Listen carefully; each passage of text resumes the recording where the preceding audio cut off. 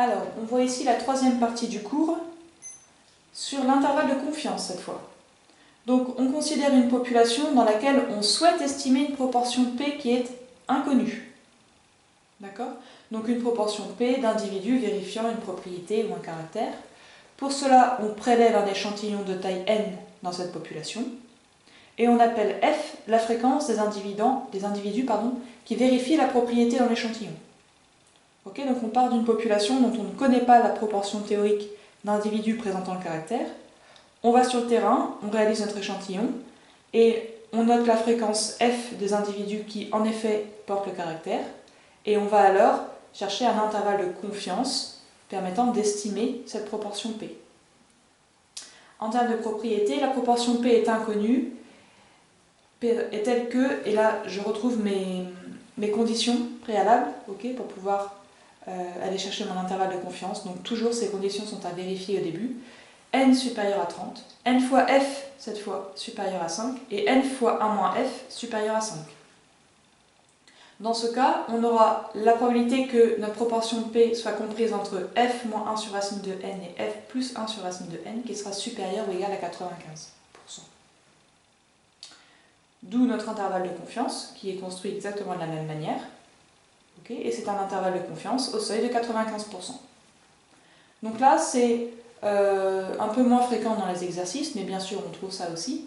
L'idée d'aller estimer une proportion P au seuil de 95%. On parle aussi de niveau de confiance. Je l'ai mis dans le cours. Alors, deux petites remarques ici.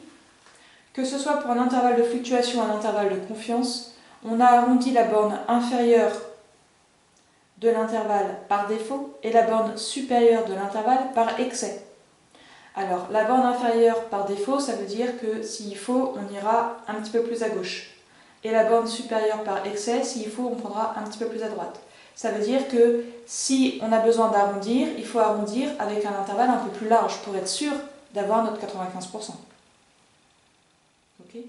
Comment j'ai écrit ça? On procédera toujours de cette manière pour s'assurer que l'on a bien un intervalle au seuil souhaité. Quand on dit au seuil de 95%, c'est au moins 95%. Si je grignote sur mon intervalle, je risque de ne plus avoir 95%. Deuxième remarque, les propriétés et méthodes du cours s'appliquent également dans le cas où F désigne la fréquence de succès lorsque l'on réalise n tirages avec remise, ou assimilable à des tirages avec remise, pour une expérience de Bernoulli de probabilité de succès P. Alors ça, c'était pour un type d'exercice qui tombait relativement régulièrement au bac, on va pas se mentir. Je ne sais même plus si j'ai prévu un exercice dessus, il faudra que je vérifie. D'accord ?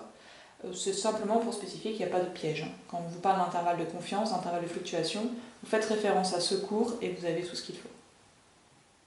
Donc j'ai prévu un exercice d'application également sur cette partie, donc je vous laisse aller voir un petit peu ce que ça peut donner.